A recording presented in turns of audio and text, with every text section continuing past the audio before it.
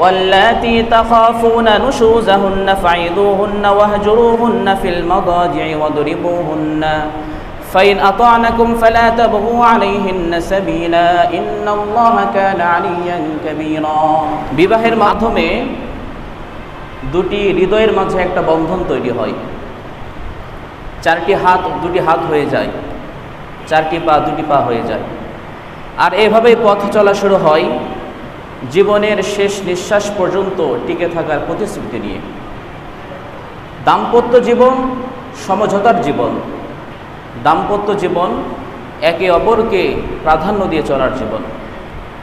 কখনো সমঝোতা করে, কখনো একে অপরকে প্রাধান্য দিয়ে, কখনো বা ছাড় দিয়ে, কখনো ছোট ছোট ভুলগুলোকে ক্ষমা করে দিয়ে এই জীবন কাটাতে হয়। অনেক ক্ষেত্রে আপনার মতের সাথে তার মতের মিল হবে না, আপনার পছন্দের সঙ্গে তার পছন্দের মিল হবে না, আপনার ইচ্ছার সঙ্গে তার ইচ্ছার মিল হবে না, আপনার চিন্তা চেতনার সঙ্গে তার অর্থাৎ আপনার স্ত্রীর চিন্তা চেতনার মিল হবে না।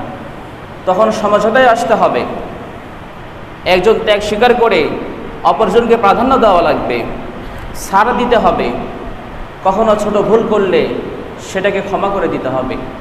এভাবেই চললে দাম্পত্য জীবনটা সুখের হবে, শান্তির হবে। স্বামী যদি রাগ করে স্ত্রীকে সবর করতে হয়, এমনি স্ত্রী যদি রাগ করে স্বামীকে সবর করতে হয়। স্বামী স্ত্রীর হকগুলো আদায় করবে, স্ত্রী স্বামীর হকগুলো আদায় করবে। যদি এভাবে চলা যায় তাহলে দাম্পত্য জীবন সুখের হবে, শান্তির হবে, অশান্তি আসবে না, মনোমালিন্য হবে না, ঝগড়া বিবাদ হবে না। এক জায়গায় একসাথে অনেকগুলো থালা বাসন হাঁড়ি পাতিল যদি রাখেন আওয়াজ কিন্তু একটু হবেই, কিন্তু তাই বলে কি সেই হাঁড়ি পাতিল থালা বাসন ভেঙে ফেলবেন? কেন আওয়াজ হলো? এই কথা বলে কি হাঁড়ি পাতিল থালা বাসন ভেঙে ফেলা যাবে? আমি হাঁড়ি পাতিল রাখলাম, থালা বাসন এক জায়গায় করে রাখলাম, আওয়াজ কেন হলো? ঠিক ওখানে যেভাবে আমরা আওয়াজ হওয়ার কারণে হাঁড়ি পাতিল থালা বাসন ভেঙে ফেলি না, তেমনিভাবে দাম্পত্য জীবনে চলতে গেলে মনোমালিন্য হবে, ভুল বোঝাবুঝি হবে, মান অভিমান থাকবে, কখনো বা ঝগড়া হতে পারে। তাই বলে তিলকে তাল বানানো যাবে না, এটাকে কেন্দ্র করে বিচ্ছেদের দিকে যাওয়া যাবে না। এই যে দাম্পত্য জীবন, এই দাম্পত্য জীবনের শুরুটাই হয়, সূচনাই হয় অনেক স্বপ্ন নিয়ে, অনেক আশা বাসনা নিয়ে। একটা ছেলে একটা মেয়ে যখন বিবাহের পিঁড়িতে বসে তখন সেই ছেলে মেয়ের মধ্যে অনেক স্বপ্ন থাকে, অনেক আশা বাসনা থাকে, কিন্তু এই স্বপ্নগুলো কখনো দুঃস্বপ্নে পরিণত হয়ে যায়। এই আশা বাসনাগুলো কখনো পরিণত হয় নিরাশায়, অশান্তি, ঝগড়া বিবাদ, কলহ, ফিতনা ফাসাদ লেগে যায়।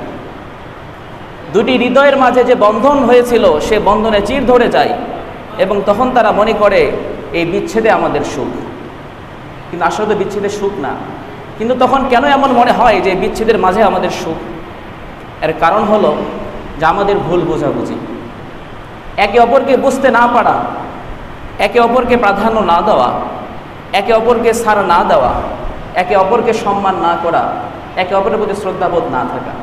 ঠিক এই কারণেই এই সুখের সংসারের মধ্যে, সুখ ও শান্তির দাম্পত্য জীবনের মধ্যে অশান্তি চলে আসে, এমনকি শেষ পর্যন্ত সেটা বিচ্ছেদ পর্যন্ত গড়ায় যায়।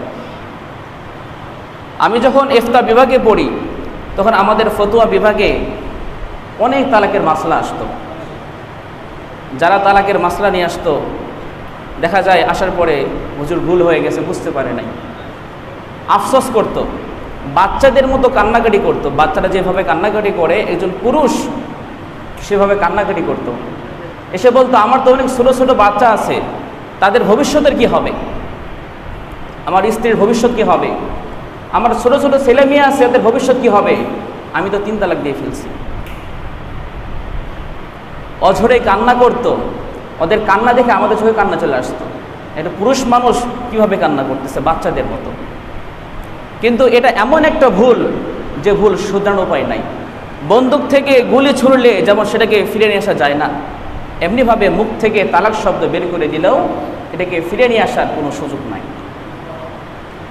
হাদিসে আছে أن رسول الله صلى الله عليه وسلم قال ثلاث جدهن جد وهزلهن جد النكاح والطلاق والرجعة রাসূলুল্লাহ সাল্লাল্লাহু আলাইহি ওয়াসাল্লাম বলেন তিনটি বিষয় এমন আছে যেটা বাস্তবে করলেও ধর্তব্য হবে, হাসি তামাশা করে, ঠাট্টা করে, ইয়ার্কি করে, অভিনয় করে করলেও সেটা বাস্তবসম্মত হয়ে যাবে, সেটা ধর্তব্য হয়ে যাবে। এক নম্বর হলো বিবাহ, 2 নম্বর তালাক, 3 নম্বর রাজাআত। এই তিনটা বিষয় এমন, কেউ যদি বাস্তবেও এই তিনটা কাজ করে তো সেটা ধর্তব্য হয়ে যাবে। কেউ যদি ইয়ার্কি করে, হাসি তামাশা করে, ঠাট্টা করে, রাগের মাথায় অভিনয় করে, যেভাবেই করুক না কেন এই তিনটা বিষয় যদি করে সেটা ধর্তব্য হয়ে যাবে। হাসতে হাসতে স্বামী স্ত্রীকে তালাক দিল, তালাক হয়ে যাবে। ঠাট্টা করে স্বামী স্ত্রীকে তালাক দিল, তালাক হয়ে যাবে। এমনকি স্বামী স্ত্রী অভিনয় করতেছে, অভিনয় করতে গিয়েও যদি স্বামী স্ত্রীকে তালাক দিয়ে দেয় অভিনয়ের ক্ষেত্রে, তবুও তালাক হয়ে যাবে। এই জন্য তালাক এমন বিষয় যেটা মুখ থেকে যেভাবে হোক বেরিয়ে গেলে সেটাকে ফিরে নিয়ে আসার কোনো সুযোগ নাই। ইসলাম কখনো তালাক দিতে উৎসাহ দেয় না, বরং তালাক দিতে নিরুৎসাহিত করে। কিন্তু স্বামী স্ত্রীর মাঝে যখন কোনোভাবেই বনিবনা হয় না, মিল মোহাব্বত হয় না, ওই সম্পর্ককে টিকিয়ে রাখা কোনোভাবে সম্ভব হয় না, তখন আলাদা হওয়ার জন্য একটা পথ রেখেছে মাত্র। এই জন্য হাদিসে আছে রাসূলুল্লাহ সাল্লাল্লাহু আলাইহি ওয়াসাল্লাম বলেন আবগাদুল হালালি ইলাল্লাহি আত-তালাক, আল্লাহ তাআলার কাছে সবচাইতে নিকৃষ্ট এবং ঘৃণিত হালাল কাজ হলো তালাক। রাসূল বলেন আল্লাহর কাছে সবচাইতে অপছন্দনীয়, আল্লাহর কাছে সবচাইতে ঘৃণিত যে হালাল কাজ আছে সেটা হলো তালাক। এই জন্য ইসলাম তালাক দিতে কখনোই উৎসাহ দেয় না, নিরুৎসাহিত করে, যেন স্বামী স্ত্রীর মাঝে কোনোভাবে ফাটল তৈরি না হয়, স্বামী স্ত্রীর সম্পর্ক যেন কোনোভাবে ছিন্ন না হয়। ইসলাম এই জন্য সর্বাত্মক চেষ্টা করে। আর হাদিসে আছে রাসূলুল্লাহ সাল্লাল্লাহু আলাইহি ওয়াসাল্লাম বলেন ইস্তাউসু বিন নিসা ফাইন্নাল মারআতা খুলিকাত মিন দিলাইন ওয়া ইন্না আ'ওয়াজা শাইইন ফিদ দিলাই আলাহু ফাইন যাহাবতা তুকিমুহু কাসরতাহু ওয়া ইন তারাকতাহু লাম ইয়াজাল আ'ওয়াজা ফাস্তাউসু বিন নিসা। রাসূলুল্লাহ সাল্লাল্লাহু আলাইহি ওয়াসাল্লাম বলতেছেন তোমরা নারীদেরকে উপদেশ দাও, অর্থাৎ স্ত্রীদেরকে সৎ উপদেশ দাও। যখন স্ত্রীদের এমন কোনো কাজ দেখো যেটা তোমার পছন্দ না, খারাপ লাগে তোমার কাছে, তখন তাকে উপদেশ দাও। ফাস্তাউসু বিন নিসা, স্ত্রীদেরকে উপদেশ দাও, তাদেরকে বুঝাও। কেন? ফাইন্নাল মারআতা খুলিকাত মিন দিলাইন, নারীদেরকে আল্লাহ তাআলা সৃষ্টি করছেন পাঁজরের হাড় থেকে। ওয়া ইন্না আ'ওয়াজা শাইইন ফিদ দিলাই আলাহু, আর পাঁজরের উপরের দিকে যে হাড়টা থাকে এটা খুব বাঁকা হাড় থাকে। অর্থাৎ আল্লাহ তাআলা নারীদেরকে পাঁজরের বাঁকা হাড় থেকে সৃষ্টি করছেন। ফাইন যাহাবতা তুকিমুহু কাসরতাহু, যদি তুমি ওই হাড়কে সোজা করতে যাও, কাসরতাহু, তাহলে তুমি সে হাড়কে ভেঙে দিবে। ওয়া ইন তারাকতাহু, আর সোজা না করে রেখে দিলে লাম ইয়াজাল আ'ওয়াজা, সেটা বাঁকাই থেকে যাবে। ফাস্তাউসু বিন নিসা, সুতরাং তোমরা নারীদেরকে উপদেশ দাও, তাদেরকে বোঝাও। এই হাদিসে প্রত্যেকটা স্বামী স্ত্রীর জন্য অত্যন্ত গুরুত্বপূর্ণ উপদেশ আছে। যে প্রথমে রাসূল বললেন নারীদেরকে পাঁজরের বাঁকা হাত থেকে সৃষ্টি করা হয়েছে, সুতরাং নারীদের মাঝে একটা বক্র স্বভাব থাকে, একটু বাঁকা স্বভাব থাকে। এটা তাদের দোষ না, এটা তাদের গুণ। এই জন্য দেখবেন পুরুষদের তুলনায় নারীদের মাঝে মান অভিমান বেশি থাকে। আপনার স্ত্রী একটুতে অভিমান করতে পারে, কিন্তু আপনি তো অভিমান করেন না। এই যে নারীদেরকে পাঁজরের বাঁকা হাত থেকে সৃষ্টি করা হয়েছে, এই জন্য নারীদের মাঝে মান অভিমানের পরিমাণ বেশি থাকে, একটু জেদও থাকে। কখনো এমন হয় তারা কোনো বিষয়কে সোজাভাবে বুঝতে চায় না, কারণ আল্লাহ তাআলা তাদেরকে তৈরি করছেন এভাবে। তবে এটা তাদের দোষ বলা যাবে না, এটা তাদের গুণ। যেমন আপনি জানেন, আপনি 2-3 বছর সংসার করেছেন, আপনার স্ত্রীকে নিয়ে কোথাও যাবেন, বললেন তুমি সকাল 9টায় রেডি হয়ে যাও। সকাল 9টায় বাসায় এসে দেখলেন সে এখনো রেডি হয় নাই, হয়তো গোসল করতেছে অথবা সাজতেছে। এই যে টাইম মতো কাজ করতে পারতেছে না, আপনি তো জানেন যে তাকে আমি যে টাইম বলবো সেই টাইমে হয়তো রেডি হতে পারবে না। আপনার কর্তব্য কি? আপনি যাবেন 9টায়, তাকে বলে দেন তুমি 8টায় রেডি হয়ে থাকো, তাহলে দেখবেন ওই রেডি হতে হতে 9টা বাজায় গেছে। এই কৌশলগুলো আপনার অবলম্বন করতে হবে। যদি এই কৌশলগুলো অবলম্বন না করেন তবে ফিতনা ফাসাদ শুরু হয়ে যাবে। এই জন্য ইসলাম কখনো তালাকে উৎসাহ দেয় না, বরং চেষ্টা করে তালাকে নিরুৎসাহিত করতে এবং স্ত্রীর উপর জবরদস্তি করা, শাসন করা, চাপ প্রয়োগ করা, এটা না। তাকে বুঝিয়ে শুনিয়ে বিভিন্ন কলাকৌশল অবলম্বন করে তার সঙ্গে চলতে হবে। যদি আপনি এখানে দাস এবং মনিবের মতো আচরণ করতে থাকেন তবে এই সংসারে কোশ্চিনকালেও শান্তি আসবে না, অশান্তি তৈরি হয়ে যাবে। এখন কোনোভাবে স্বামী স্ত্রীর মাঝে বনিবনা হচ্ছে না, মিল মোহাব্বত হইতেছে না, আপনার স্ত্রী আপনার অবাধ্যতা করতেছে, আপনার স্ত্রী আপনার কথা শুনে না, কি করবেন? তালাক দিয়ে দিবেন? না, কখনোই না।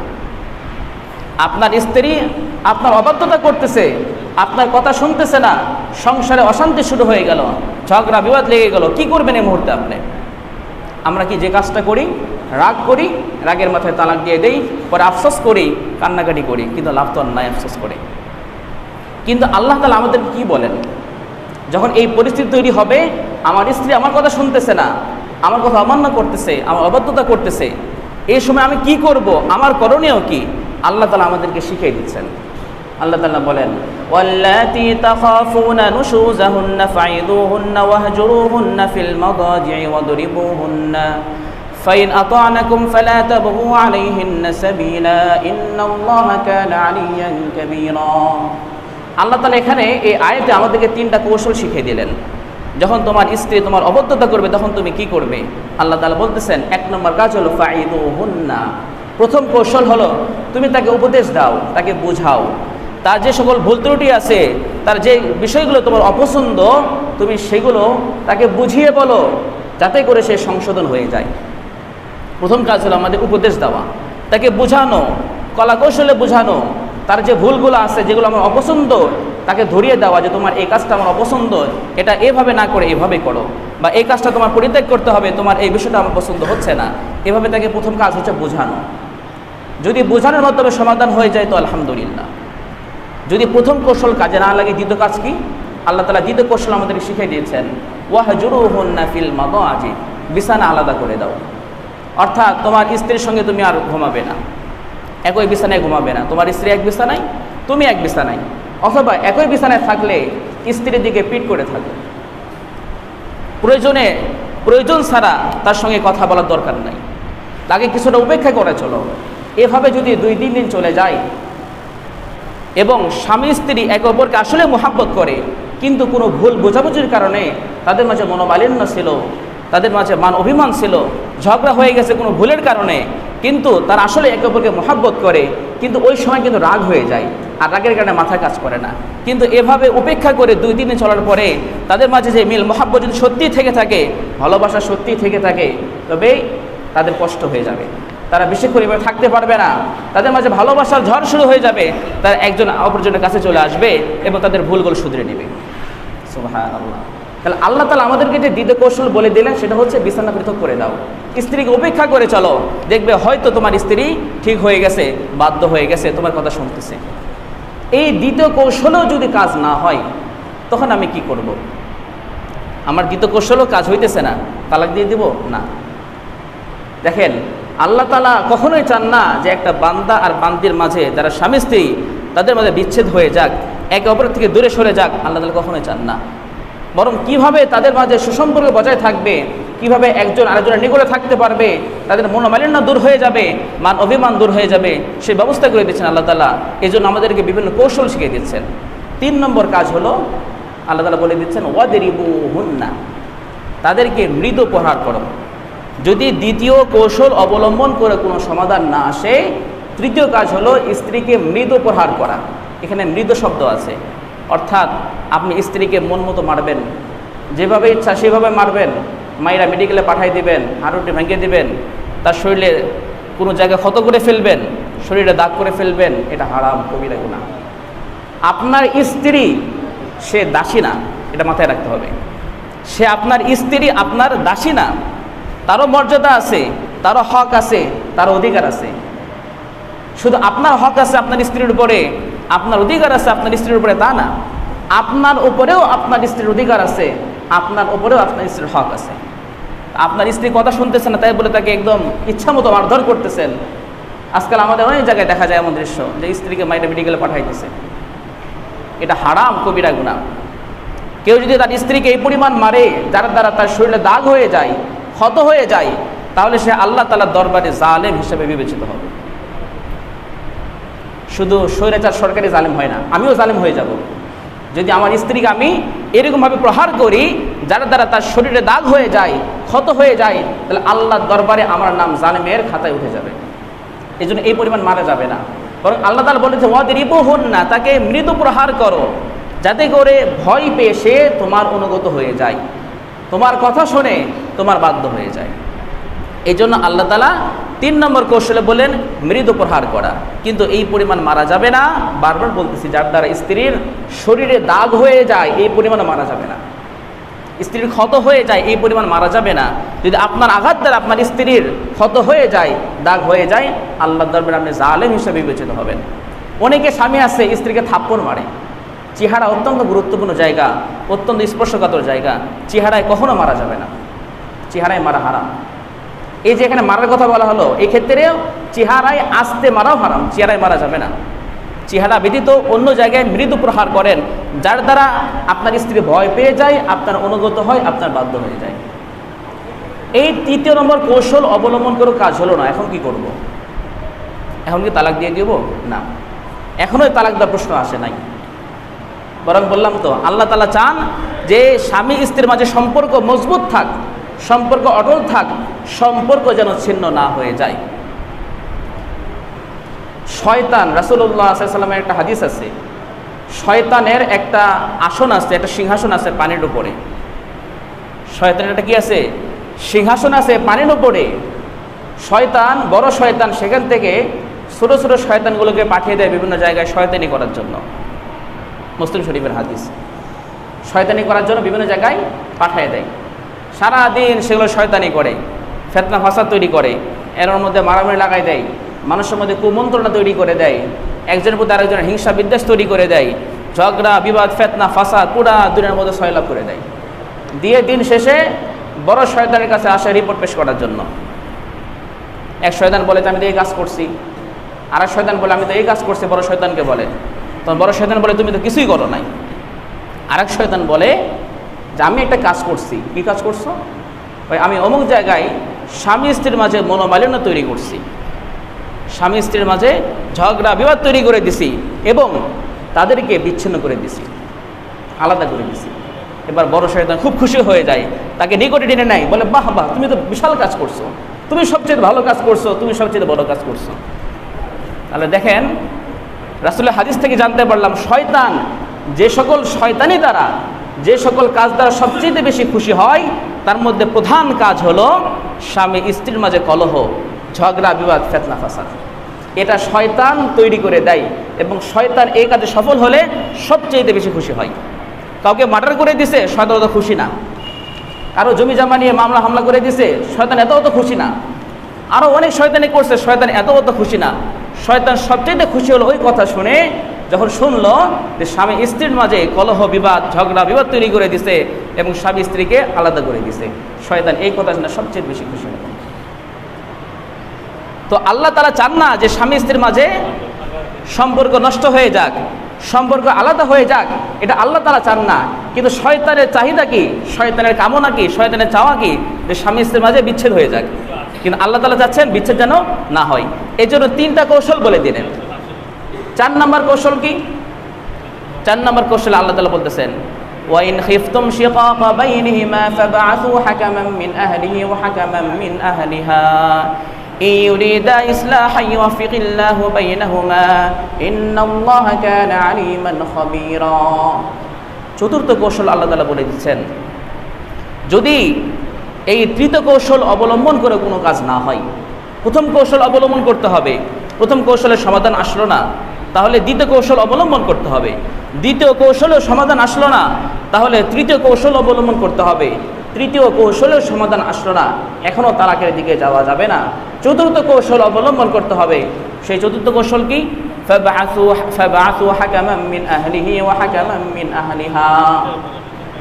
স্বামীর পরিবার থেকে একজন সালিশ যোগ্যতা সম্পন্ন বুঝমান একজন সালিশকে নিযুক্ত করা হবে, এবং স্ত্রীর পরিবার থেকেও বুঝমান যোগ্যতা সম্পন্ন একজন সালিশকে নিযুক্ত করা হবে, এবং তাদের উপরে এই দায়িত্ব ছেড়ে দেওয়া হবে সমাধান করার জন্য। ওই দুইজন সালিশ সর্বাত্মক চেষ্টা করবেন যাতে করে তাদের মাঝে মিল মোহাব্বত তৈরি করে দেওয়া যায়, সুসম্পর্ক বজায় রাখা যায়, এবং তালাক থেকে ওই দুই সালিশ যথাসম্ভব দূরে থাকবেন, কোনোভাবেই যেন তালাকের দিকে না যাওয়া যায় সেই চেষ্টা করবেন। এই যে সালিশ নিযুক্ত করতে হবে, স্বামীর পরিবার থেকে একজন, স্ত্রীর পরিবার থেকে একজন, এই নিযুক্ত কারা করবে? এই দায়িত্ব কার? এই দায়িত্ব হচ্ছে শাসনকর্তার ওপর। কিন্তু যেহেতু ইসলামী হুকুমত এখন আর নাই, ইসলামী হুকুমত থাকলে এই দায়িত্ব ছিল কাজীর উপর। কাজী বলতে আমরা আবার বুঝি যে বিবাহ পড়ায় সেই কাজী, হ্যাঁ এটা ঠিক আছে, কিন্তু ইসলামী পরিভাষায় যখন ইসলামী ফিকা পড়তে যাবেন তখন যদি কাজী শব্দ লেখা দেখেন, ওই কাজী দ্বারা যে বিবাহ পড়ায় সেই কাজের উদ্দেশ্য না। এখনকার জজ ম্যাজিস্ট্রেট একে আরবিতে বলা হয় কাজী। তো ইসলামী হুকুমত থাকলে কাজীদের মাধ্যমে এই সালিশ নিযুক্ত করা হতো, কিন্তু এখন যেহেতু ইসলামী হুকুমত নাই, এই জন্য স্বামী তার পরিবার থেকে একজন সালিশ নিযুক্ত করতে পারে, এবং স্ত্রীও তার পরিবার থেকে একজন সালিশ নিযুক্ত করতে পারে, এবং ওই দুই সালিশের উপরে এই বিষয়টা সমাধান করার জন্য দায়িত্ব ছেড়ে দেওয়া হবে। তখন দুই সালিশ চেষ্টা করবেন যেন কোনোভাবে বিচ্ছেদ না হয়ে যায়, তালাকের দিকে যেন কোনোভাবেই যাওয়া না লাগে সেই চেষ্টা সর্বাত্মকভাবে করবেন, এবং তাদের মাঝে মিল মোহাব্বত ভালোবাসা তৈরি হয়ে যায় সেই চেষ্টা করবেন। এখন দুইজন সালিশ পরীক্ষা করে দেখলেন, বিচার করে দেখলেন যে দোষটা স্বামীর ছিল, তাহলে স্বামীকে বলবেন তুমি সংশোধন হয়ে যাও, তোমার ভিতরে যে দোষ আছে এটাকে দূর করো, তুমি সংশোধন হয়ে যাও। আর যদি দেখেন যে না দোষটা স্ত্রীর মধ্যে আছে, তাহলে তাকে বুঝাইবেন হ্যাঁ তোমার মধ্যে যে দোষটা আছে এটা তুমি দূর করো, তুমি সংশোধন হয়ে যাও, তোমার এই দোষের কারণে তোমাদের সংসারের মধ্যে ঝামেলা হইতেছিল। স্ত্রীকে বলবেন সংশোধন হওয়ার জন্য, স্বামীর দোষ থাকলে স্বামীকে বলবেন সংশোধন হওয়ার জন্য। ব্যাস যখন তারা সংশোধন হয়ে যাবে, আল্লাহ বলতেছেন ইউরিদু ইসলাহা ইউফিকিল্লাহু বাইনাহুমা, যদি এই দুইজন সালিশ তারা ইসলাহের কাজ করে, সংশোধনের কাজ করে, সমাধান করার চেষ্টা করে, তাহলে আল্লাহ তাআলা তাদেরকে তৌফিক দিবেন। ফলে তাদের মাঝে সুসম্পর্ক তৈরি হবে, ভালোবাসা মোহাব্বত আবার তৈরি হয়ে যাবে। তাহলে চারটা অপশন বলা হয়, চারটা কৌশল বলা হলো। যখনই স্বামী স্ত্রীর মাঝে কলহ বিবাদ হচ্ছে, ঝগড়া বিবাদ লেগে যাচ্ছে, হুট করে তালাক দিয়ে দিবেন না, এই কাজ কখনোই করা যাবে না। সালাসুন জিদ্দুহুন্না জিদ্দুন ওয়া হাজলুহুন্না জিদ্দুন, যে তিনটা বিষয় এমন আছে আপনি ইচ্ছা করে করেন, রাগের মাথায় করেন, যেভাবে করেন না কেন তালাক হয়ে যাবে। অনেকে এসে বলে হুজুর রাগের মাথায় তালাক দিছি, রাগের মাথায় তালাক দিলে তালাক হবে না, তালাক মানুষ ঠান্ডাভাবে দেয়? সাধারণত তালাক মানুষ রাগের মাথায় দিয়ে থাকে, তো রাগের মাথায় তালাক দিলে তো তালাক হয়েই যাবে। এই জন্য রাসূল বললেন তালাক এমন একটা জিনিস যে কোনোভাবেই হোক মুখ থেকে বের করলেই হলো, রাগের মাথায় হোক, ইয়ারকি করে হোক, ঠাট্টা বিদ্রুপ করে হোক, অভিনয় করে হোক, যে কোনো স্তরেতে হোক না কেন, মুখ থেকে এই তালাক শব্দ বের করলে তালাক হয়ে যাবে। বন্দুকের গুলি যেমন বন্দুক থেকে বের হওয়ার পরে ফিরে আসে না, এই তালাক শব্দ মুখ থেকে বের করলেও আর ফিরে আনা যায় না। এই জন্য খুব সাবধান থাকতে হবে। এই জন্য আল্লাহ তাআলা আমাদেরকে বললেন যখনই তোমার স্ত্রী তোমার অবাধ্য হয়ে যাচ্ছে, তোমার কথা শুনতেছে না, আগে তালাক না, চারটা কৌশল অবলম্বন করতে হবে। প্রথম কৌশল হলো তাকে উপদেশ দাও, তাকে বোঝাও। এই কৌশলে কাজ না হলে দ্বিতীয় কৌশল হলো তার সঙ্গে থাকা ছেড়ে দাও।